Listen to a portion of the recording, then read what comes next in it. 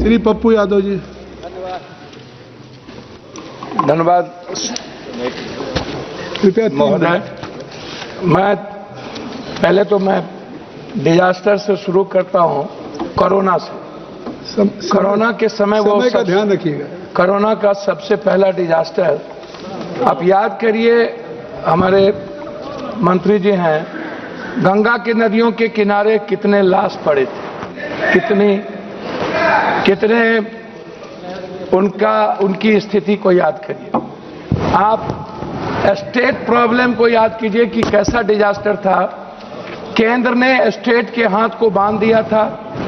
महाराष्ट्र के मुख्यमंत्री और बंगाल के मुख्यमंत्री ने आपत्ति दर्ज की थी कि आप हमारे पावर को कटर करते हैं, क्यों एक्नॉलेजमेंट नहीं करते हैं सामाजिक लोगों को, सांस्कृतिक शैक्षणिक लोगों को, वहां के वैज्ञानिक को, जो ऐसे लोग हैं उसको आप, जैसे उत्तराखंड में मंत्री जी, यदि आम लोग वहां इन्वॉल्व होते तो 10,000 से कम जाने जाती।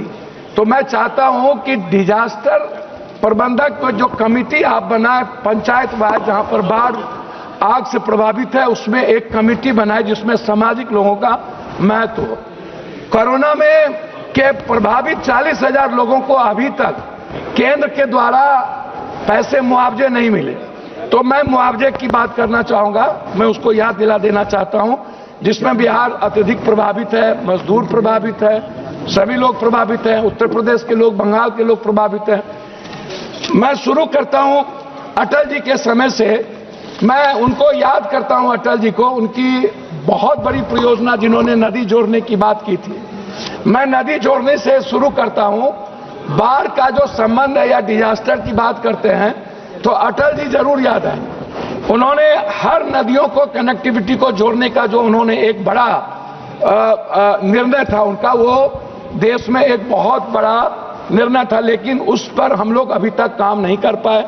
हम किसी नदियों को, चाहे हमारे इलाके में गंडक है, सप्तकोशी जो नेपाल से आता है, बूढ़ी गंडक है, महानंदा है, कमला है, केहर है, कनहर है, सौरा नदी है, गंगा है, जब हम इस नदियों की बात करते हैं तो वो नहीं हो पाता है। दूसरी चीज, अभी आपको याद होगा फरक्का कब बनी थी? 1974 के बाद, बाढ़ के बाद फरक्का, और फरक्का से लेकर के भागलपुर तक, नौगछिया, मनिहारी इलाके में नदियों का जो गाद है आज तक नहीं निकाला गया। नरेंद्र मोदी जी के सामने नीतीश जी, हम लोग भी मीटिंग में थे, इस प्रश्न को उठाए थे कि क्या फरक्का का रिहैबिलिटेशन होगा या नदियों को कैसे हम लोग और मजबूत कर सकते हैं, जिसमें कोसी पर भी थी, भीमनगर बैरेज बनाने की बात थी, उसको हम लोग भीमनगर को रिहैबिलिटेशन नहीं कर पाए, नए भीमनगर की बात हम नहीं कर पाए। आपने दिया है कि एक है भीमनगर, दूसरा है जयनगर में आप एक नए बैरेज बनाने का आपने प्रपोजल हम लोगों ने दिया था। उस प्रपोजल का क्या हुआ? यदि हम उस बांध और चौड़ाकरण करते हैं, भीमनगर बैरेज बहुत लंबे समय से हो गया और सबसे ज्यादा प्रेशर पड़ता है, क्या कहते हैं आपको, नेपाल का। नेपाल से वार्ता नहीं होना भी एक बड़ा चिंता का विषय है।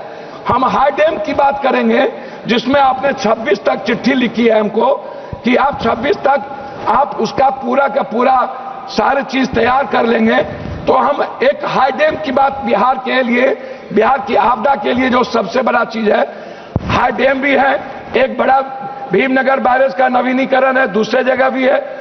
नदियों की सफाई की बात है, गाद, जो लगभग 40 सालों से अभी तक इतनी बड़ी सरकार होने के बावजूद भी हम गाद पर कोई काम नहीं कर पाए, हम नदियों को की सफाई नहीं कर पाए। नतीजा है सर, हम बातों, 5 मिनट हो गया सर। मैं 2-3 बात महत्वपूर्ण करना चाहूंगा सर, उसको आपके तो सर, मेरी राज्य मंत्री आप सर, मेरी बात तो करके बात करते सर। मैं महानंदा एक्सप्रेसवे की बात करूंगा, मैं आलमनगर से नौगछिया नवीनीकरण पक्कीकरण की बात करूंगा, मैं कोसी महानंदा एक्सप्रेसवे पर आपका ध्यान दिलाना चाहूंगा, मैं आपका ध्यान जानवर क्षतिपूर्ति पर दिलाना चाहूंगा, घर क्षतिपूर्ति और फसल क्षतिपूर्ति पर। जब बाढ़ आता है, अभी बाढ़ आया, लगभग 7 लाख क्यूब पानी के बाढ़ आया, जिसमें पूर्णिया का आप कोई भी इलाका, किशनगंज का, अररिया का, आप सहरसा का इलाका देख लीजिए, आप उस कोसी सीमांचल का जो भी इलाका आप देखेंगे 7 बांधें टूटी।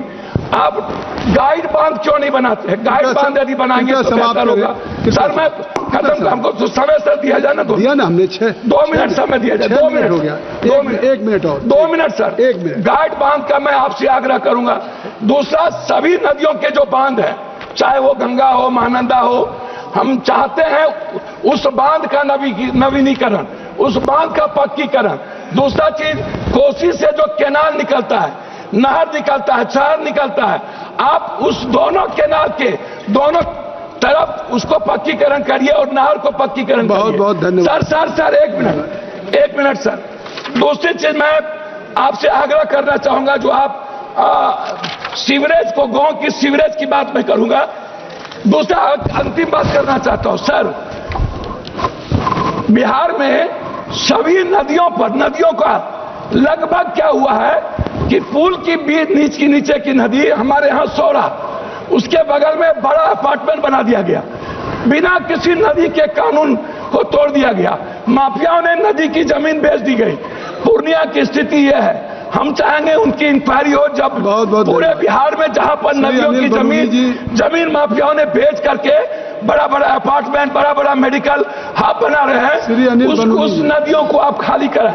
नदियों के बगल में अपार्टमेंट को आप रोकें, अन्यथा सर लास्ट है सर। श्री अनिल बलूनी, दूसरी अंतिम चीज है, कई बातें आगे सर लास्ट है, आग पर है, आग पर सर लास्ट है सर। एनडीआरएफ की हर जिले में आप, और सीडीआरएफ को, दोनों को, एनडीआरएफ को भी हर जिलों में आप व्यवस्थित करें। आग पर हम लोग कभी बात नहीं करते हैं। श्री अनिल बलूनी, आग के बाद बोलिए, आप क्या वजह हो गए?